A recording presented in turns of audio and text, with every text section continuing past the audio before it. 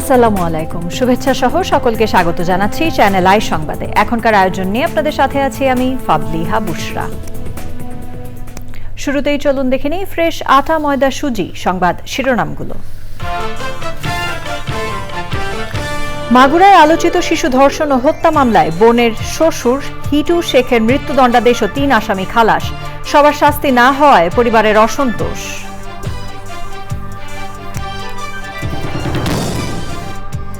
আলাদা micro credit bank এখন সময়ের দাবি বললেন প্রধান উপদেষ্টা, প্রয়োজনীয় আইন করার নির্দেশ।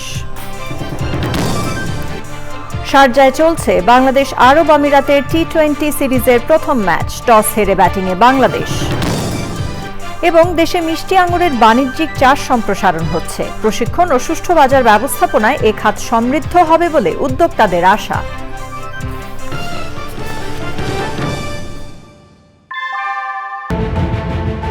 Primacy inbuilt.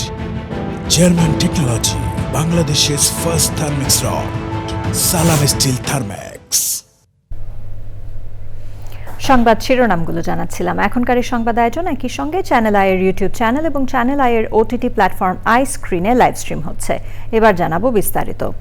মাগুরায় আলোচিত ৮ বছরের শিশু ধর্ষণ ও হত্যা মামলার প্রধান আসামি শিশুটির বোনের শ্বশুর হিটু শেখকে মৃত্যুদণ্ডাদেশ দিয়েছেন মাগুরা জেলা ও দায়রা জজ আদালত। বাকি ৩ আসামি শিশুটির বোনের স্বামী, তার ভাই ও তাদের মাকে খালাস দেয়া হয়েছে।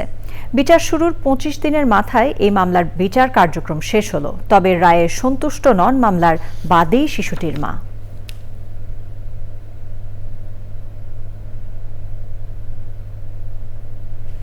এনজিও থেকে পৃথক করে আলাদা মাইক্রো ক্রেডিট ব্যাংক করা এখন সময়ের দাবি বলে উল্লেখ করেছেন প্রধান উপদেষ্টা doctor Mohammad Yunus. Micro credit regulatory অথরিটির নতুন ভবন উদ্বোধন করে তিনি বলেন, মাইক্রো ক্রেডিট ব্যাংক প্রতিষ্ঠার জন্য প্রয়োজনীয় আইন করতে হবে। চকর মালিথার রিপোর্ট। সারা বিশ্বে মাইক্রো ক্রেডিট বা ক্ষুদ্র ঋণ কার্যক্রমের অন্যতম সফল ব্যক্তিত্ব শান্তিতে নোবেল বিজয়ী প্রফেসর মোহাম্মদ ইউনূস। তার হাত দিয়েই রাজধানীর আগারগাঁয় মাইক্রো ক্রেডিট রেগুলেটরি অথরিটির নতুন ভবন উদ্বোধন। প্রফেসর মোহাম্মদ ইউনূস বক্তৃতায় মাইক্রো ক্রেডিট অথরিটি প্রতিষ্ঠার গুরুত্ব তুলে ধরেন। ক্রেডিট রেগুলেটরি অথরিটি শুধু যে বাংলাদেশের জন্য কাজ করেছে তা না, এটা আন্তর্জাতিকভাবে অনেক দেশের সহায়ক হয়েছে, সাহায্য করেছে যে জিনিসটা করে দেওয়ার জন্য। পৃথক মাইক্রো ক্রেডিট ব্যাংক প্রতিষ্ঠার উপর গুরুত্ব আরোপ করেন তিনি। আর নতুন চিন্তা করতে হবে এখানে, মাইক্রো ক্রেডিট ব্যাংক স্থাপন, এটা এখন এনজিও, কাজে এনজিও থেকে উত্তরণ হতে হবে। এনজিও পর্যায়ে রয়ে গেলে এটা ঠিক আবার ওই ব্যাংকিং মেজাজে আসবে না। মেজাজে আসতে হলে তাকে ব্যাংক হতে হবে। মাইক্রো ক্রেডিট ব্যাংক নামে একটা আইন করতে হবে। আমরা যখন মাইক্রো ক্রেডিট ব্যাংকের লাইসেন্স দেব, পরিষ্কার বলতে হবে যে এই কাজের জন্যই লাইসেন্স দেওয়া হচ্ছে, কনভেনশনাল ব্যাংকিং এর জন্য লাইসেন্স দেওয়া হচ্ছে না, এটা আলাদা করে ফেলা। তার সঙ্গে একটা এডিশন চাচ্ছি, এই ব্যাংক যেগুলো হবে এগুলো হলো সামাজিক বাণিজ্যের ব্যাংক। চাকরির পেছনে না ছুটে তরুণদের উদ্যোক্তা হওয়ার পরামর্শ দেন প্রধান উপদেষ্টা। যদি ইনভেস্টমেন্টের টাকা পায় তাহলে কোনো তরুণ আর চাকরির সন্ধানে যাবে না, যাওয়ার কোনো দরকারও নাই। তার কাছে বহু বুদ্ধি, বহু জিনিস সে করতে পারে। সরকার হিসেবে আমাদের দায়িত্ব হলো সে প্রতিষ্ঠানগুলো সৃষ্টি করে দেওয়া। মাইক্রো ক্রেডিটের মাধ্যমে যে সমাজের বড় পরিবর্তন সম্ভব, বক্তৃতায় তার কিছু উদাহরণ দেন professor Mohammad Yunus. Chakor Malitha, channel I, Dhaka. বিএনপির স্থায়ী কমিটির সদস্য ডক্টর আব্দুল মঈন খান বলেছেন, গণতন্ত্র ফেরাতে নির্বাচনের বিকল্প নেই। রাজধানীতে এক অনুষ্ঠানে তিনি বলেন, আওয়ামী লীগ গণতন্ত্রকে ধ্বংস করে দিয়েছে, সেই গণতন্ত্র ফিরিয়ে আনতে বিএনপি কাজ করছে।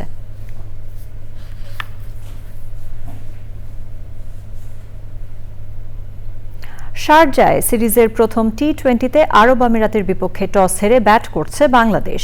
নতুন অধিনায়ক লিটন দাসের টি-20 যাত্রার শুরুটা হচ্ছে আগে ব্যাটিং দিয়ে।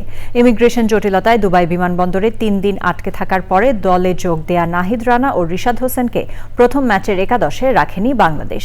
এছাড়া জায়গা হয়নি নাজমুল হোসেন শান্তর। Deep square leg in position and he has the license to go big.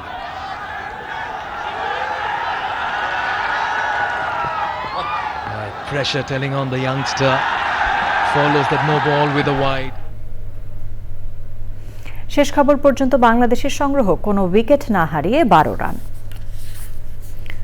দেশের বিভিন্ন জেলায় বিদেশি ফল আঙুরের বাণিজ্যিক চাষের উদ্যোগ নিয়েছেন তরুণ উদ্যোক্তারা। বিশেষ করে চুয়াডাঙ্গার জীবননগরে মিষ্টি আঙুর চাষে বেশ কয়েকজন উদ্যোক্তা সফল হয়েছেন। উৎপাদিত আঙুর ইতোমধ্যে বাগান থেকেই বিক্রি শুরু হয়েছে। তবে উদ্যোক্তাদের দাবি, মিষ্টি আঙুর চাষে উন্নত প্রশিক্ষণ এবং সুষ্ঠু ব্যবস্থাপনা নিশ্চিত করা গেলে আঙুর পাল্টে দিতে পারে ভবিষ্যৎ ফলের বাজার। বিস্তারিত শাইখ সিরাজের রিপোর্টে। চুয়াডাঙ্গা জেলার জীবননগরের বেশ কয়েকজন তরুণ উদ্যোক্তা উচ্চমূল্যের ফল ফসল চাষে উদ্যোগী হয়েছেন। এখানকার ফসলি মাঠ ভরে আছে নানান জাতের ফল ফসলে। রায়পুর গ্রামের তরুণ উদ্যোক্তা সাদ্দাম হোসেন নিয়েছেন 100 বিঘা জমিতে ফল চাষের উদ্যোগ। এর মাঝে 3.5 বিঘায় চাষ করছেন বিদেশি জাতের আঙ্গুর। প্রথমে আমরা পরীক্ষার জন্য আমি মাত্র 6টি গাছ নিয়ে আসি। আচ্ছা আচ্ছা, কোথা থেকে গাছ আনলেন? আমি নিয়ে আসি আপনার ইউক্রেন থেকে আর কি। আমরা নিয়ে আসি 6টা গাছে মোটামুটি আমাদের খুব ভালো ফলন হয়। এরপরে আমরা বাগান করি আর বড় পরিসরে আমরা টোটাল এখন আমাদের পরের চারাগুলো কোথা থেকে পেলা? চারা আমরা ওই গাছ থেকে সংগ্রহ করেছি। আঙুরটা আমরা বিক্রি করতেছি 250 থেকে 300 টাকা কেজি। আপনার 10 কেজি আঙুর হইলে একটা গাছ থেকে আপনি সেখানে 3000 টাকা হচ্ছে। সেখানে আমার 1 বিঘা জমিতে 400 আঙুর গাছ ধরতেছে। সেখানে প্রায় আমি 4 লক্ষ টাকা আমার ইনকাম করা কোনো ব্যাপারই না। প্রথম বছরের ফলন আশানুরূপ। বাগান থেকেই ফল কিনে নিচ্ছেন পাইকারি ক্রেতা। এই যতগুলো হয়েছে আমি আর কি নিচ্ছি এবং তো স্যার 1000 কেজির উপরে নেওয়া হয়ে গেছে। আচ্ছা, সপ্তাহে 3 দিন নেই। আচ্ছা, 3 দিন 40 কেজি করে আমি নেই, নিয়ে 3 দিন 4 দিন বেশি, আবার 4 দিন পরে সেবার। সম্পূর্ণ নিজের চেষ্টায় আঙ্গুর চাষে সাফল্য পেয়েছেন। এটা যদি আমাদের প্রশিক্ষণের ব্যবস্থা থাকে, তারপরে আমাদের যেমন বাস্তবে কারিগরি শিক্ষা যেটা আমরা বলি, যদি আমাদের মাঠে আমাদের নিয়ে যে ট্রেনিং করাই, তাহলে আমরা দেখাচ্ছে এইগুলো বিশাল উপকৃত। এখন যে করছো এটা কি কোন জ্ঞান থেকে? এটা স্যার আমার নিজের থেকে আমরা করতেছি, নিজে অ্যাপ্লাই করতেছি যে হয় কিনা। তারুণ্যের শক্তি দিয়ে এদেশের কৃষিকে এগিয়ে নিয়ে যাচ্ছে উদ্যোক্তারা। তারা বলছে নতুন এই কৃষির ফল ফসল আমাদের ক্ষেত্রে সরকারি সহযোগিতা, তথ্য প্রাপ্তি, যোগাযোগ, এই বিষয়গুলো যদি সম্প্রসারণ করা যেত তাহলে এই উদ্যোগকে আরো সম্প্রসারণ করা সম্ভব হতো। চুয়াডাঙ্গার জীবননগরের রায়পুর থেকে শাইখ সিরাজ, চ্যানেল। এ নিয়ে বিস্তারিত প্রতিবেদন প্রচারিত হবে আজ রাত 9টার সংবাদের পর হৃদয়ে মাটি ও মানুষ অনুষ্ঠানে। দেখার আমন্ত্রণ রইল। সংবাদের এই পর্যায়ে সময় হয়ে গেল একটি বিরতি নেবার, এবং বিরতির পর জানিয়ে ফিরব।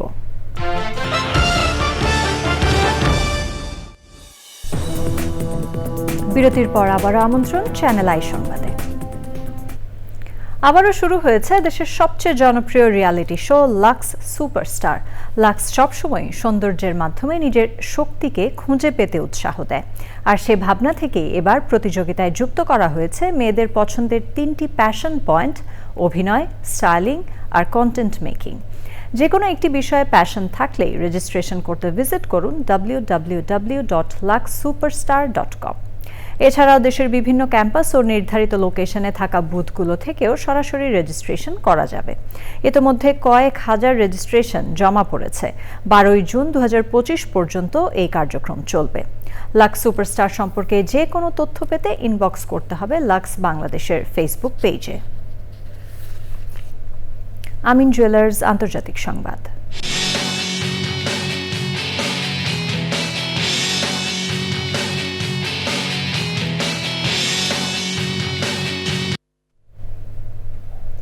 গাজা জয়ের পরিকল্পনা বাস্তবায়নে নেমেছে ইসরায়েল। উপত্যকাটিতে চরম নৃশংসতা চালাচ্ছে ইসরায়েলের সামরিক বাহিনী। শুক্রবার সেখানে অন্তত 150 জন ফিলিস্তিনিকে হত্যা করা হয়েছে। এতে 18 মাসেরও বেশি সময় ধরে চলা যুদ্ধে গাজায় নিহতের সংখ্যা 53,000 ছাড়িয়েছে। ইসরায়েলি বাহিনীর বোমা হামলার মুখে আশ্রয়স্থল ছেড়ে পালাচ্ছেন ফিলিস্তিনিরা।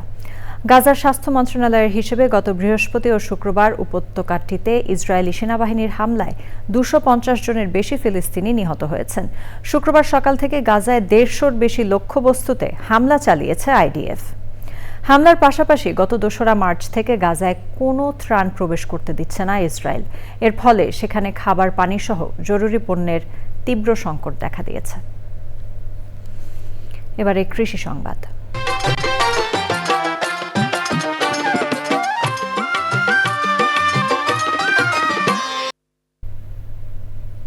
বাঁশের মাচায় সবুজ পাতার ফাঁকে থোকায় থোকায় ঝুলছে আঙুর। মসজিদের ছাদে আঙুর চাষ করে রীতিমতো তাক লাগিয়ে দিয়েছেন সৈয়দুর রহমান তরফদার ফারুক। চায়ের রাজ্যে শ্রীমঙ্গলে আঙ্গুর চাষের স্বপ্ন বুনছেন এই কৃষি উদ্যোক্তা।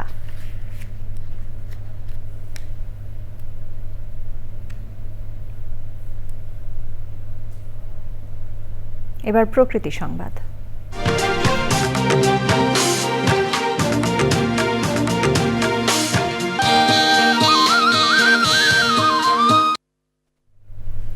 সাতক্ষীরা সদর উপজেলার খানপুরে জলাবদ্ধতা নিরসনে খাল খননের দাবিতে মানববন্ধন করেছে এলাকাবাসী।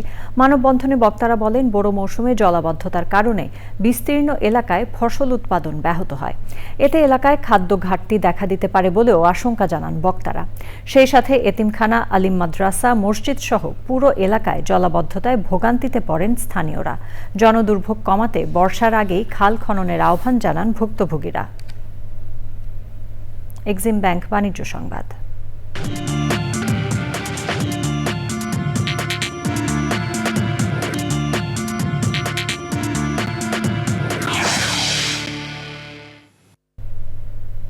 বাংলাদেশের অন্যতম বেসরকারি bank Pubali bank PLC Bangladesh প্রকৌশল বিশ্ববিদ্যালয় বুয়েটের সাথে কো-ব্র্যান্ডেড ক্রেডিট কার্ড চালু করেছে।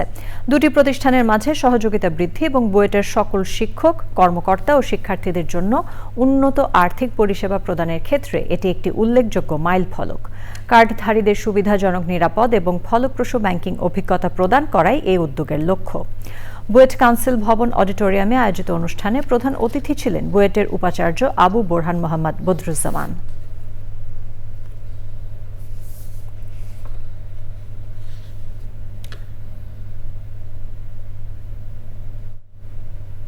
সংবাদে আবারও সময় হয়ে গেল একটি বিরতি নেবার, এবং বিরতির পর খেলার খবরে জানিয়ে ফিরব।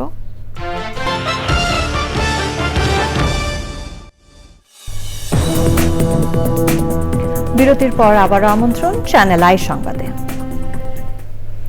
ঝালকাঠির কাঠালিয়া উপজেলায় কাঠ পুড়িয়ে কয়লা তৈরির অবৈধ 23টি চুল্লি ঘুরিয়ে দিয়েছেন ভ্রাম্যমাণ আদালত। কারখানার ম্যানেজারকে 10,000 টাকা জরিমানা করা হয়েছে। উপজেলার চেচরিরামপুর ইউনিয়নের তফসেরের খেয়াঘাট এলাকায় অভিযানে নেতৃত্ব দেন উপজেলা নির্বাহী অফিসার জহিরুল ইসলাম। সে সময় পরিবেশ অধিদপ্তর, ঝালকাঠি জেলা কার্যালয়ের সহকারী পরিচালক আঞ্জুমান নেসা, পরিদর্শক মোহাম্মদ আমিনুল হক সহ পুলিশ, ফায়ার সার্ভিস, আনসার সদস্যরা উপস্থিত ছিলেন। দেশের ওষুধ খাত এখনও সালমান এফ রহমান ও নাজমুল আহসান পাপন নিয়ন্ত্রণ করছে বলে দাবি করেছেন জাতীয় নাগরিক পার্টির যুগ্ম মুখ্য সংগঠক ডক্টর জাহিদুল বারী। রাজধানীর বাংলা মোটরের রূপায়ণ টাওয়ারে সংবাদ সম্মেলনে তিনি এ দাবি করেন। তাদের কারণেই বাংলাদেশ কেমিস্ট অ্যান্ড ড্রাগিস্ট সমিতি ক্ষতিগ্রস্ত হচ্ছে বলেও দাবি করেন তিনি। সমিতিতে দ্রুত প্রশাসক নিয়োগের দাবি জানিয়েছেন জাহিদুল বারী। বাংলাদেশ কেমিস্টস বান্ধব ঐক্য পরিষদের ব্যানারে সংবাদ সম্মেলনে সংগঠনের নেতাকর্মীরা উপস্থিত ছিলেন।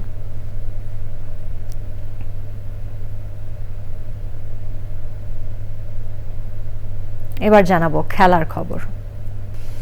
এরই সাথে আয়োজনের শেষ পর্যায়ে আমরা, তবে যাবার আগে ফ্রেশ আটা, ময়দা, সুজি সংবাদ শিরোনামগুলো জানিয়ে দিচ্ছি আরো একবার। মাগুরায় আলোচিত শিশু ধর্ষণ ও হত্যা মামলায় বোনের শ্বশুর হিটু শেখের মৃত্যুদণ্ডাদেশ ও 3 আসামি খালাস। সবার শাস্তি না হওয়ায় পরিবারের অসন্তোষ।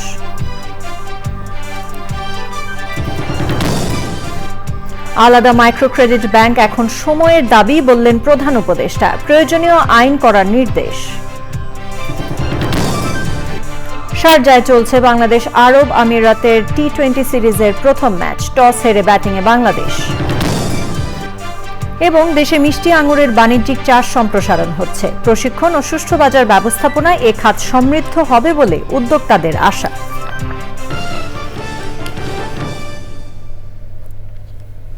আমাদের পরবর্তী সংবাদ দেখার আমন্ত্রণ জানিয়ে শেষ করছি। ধন্যবাদ সবাইকে।